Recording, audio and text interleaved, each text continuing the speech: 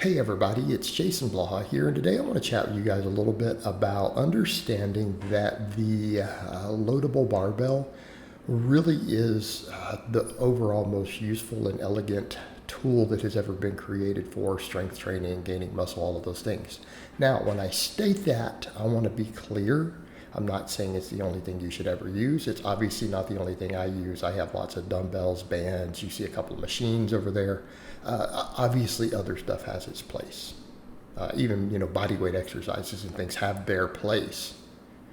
All right, but the barbell really is the tool that gives us the most versatility out of a single tool, because it gives us the ability to essentially work every single muscle in the body in a way that we can easily micro load, and to where we have to stabilize, but its stabilization doesn't have to be the primary focus like it might be on some other movements. So it really brings a lot to the table. And when you look back historically, some of the best and strongest athletes have just built their bases off of barbell work. Now, again, I'm not saying you only need to do 3 lifts, okay?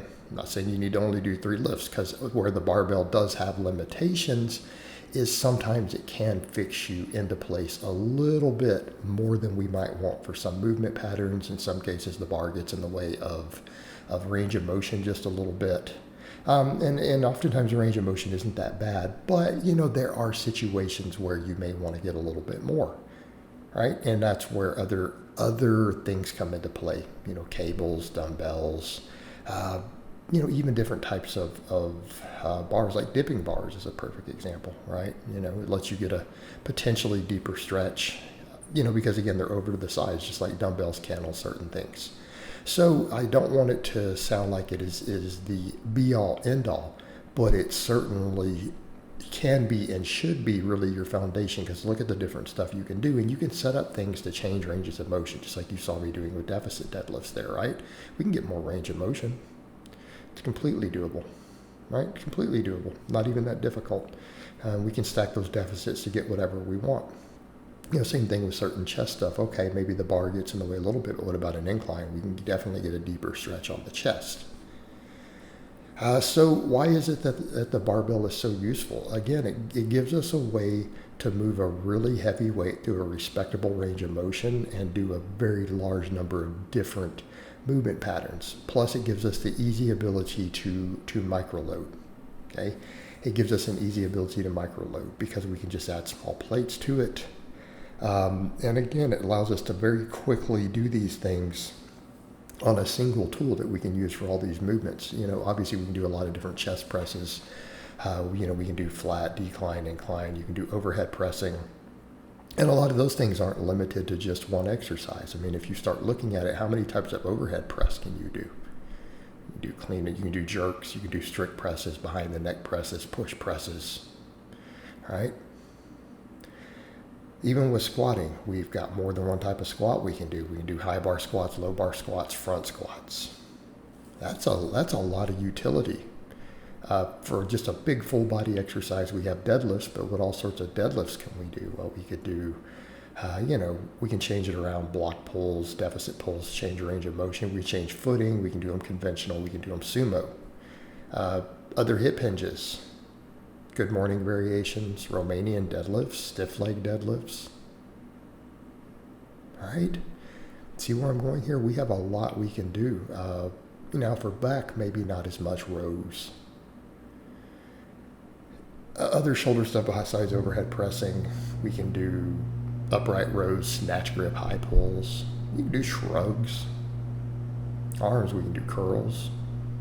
Do more than one type of curl. Strict curls, power curls. Triceps, same thing. I mean, although it's not always that easy with a barbell, sometimes easy bars can be a little better. Triceps, I mean, what do we have though? Skull crushers, we can do extensions behind the head on the bench. We can do skull crushers on the floor. We can do seated triceps, behind the head, standing triceps behind the head. You got a lot of options there. Pretty much every single muscle in the body can be trained on it.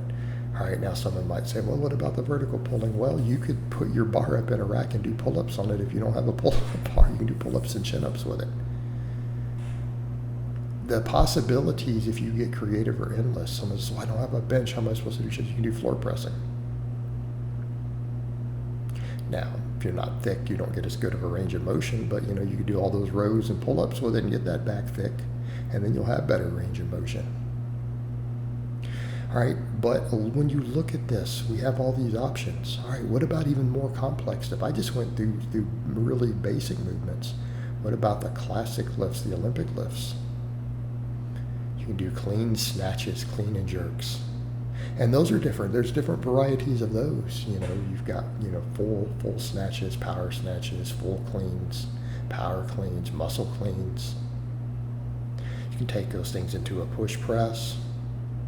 A lot of people do snatches and do behind the neck push presses with them, which is, you know, you got to have some crazy mobility and shoulder health for that. All right. But there's a lot you can do. Even there, you see me doing pin leg rows off the floor. That's a traditional barbell row where you can do standing rows with them too. You do cheat rows. Almost every one of these things, every single one of these movement patterns, you can find at least 3 variations of it. So it really and truly is possible to load with heavy weight or lightweight and micro load every single movement pattern and muscle you can possibly think of. And again, I'm not saying it's the only tool you will ever need, but if you were limited to one tool, it would be the one tool that could cover everything in building your size and strength. If you had to only pick one tool, it is just simply the most versatile thing that was ever invented. And that's why we make such heavy use of it. Okay? And I will go so far as to say that you could literally build a monstrously strong, muscular, powerful physique with nothing but a barbell, you know, some basic racks and benches. Right? You could get at elite levels of strength with nothing but a barbell. It can be done. Now, I am also not saying we should forego other tools because of that. And that's the difference. I don't think we need to be dogmatic with it to that degree. But it really, really should be the foundation of our training. And if we were to say if we could only use one thing, it would definitely be there. But again, I don't like that type of thinking always, because I think we should use a variety of tools.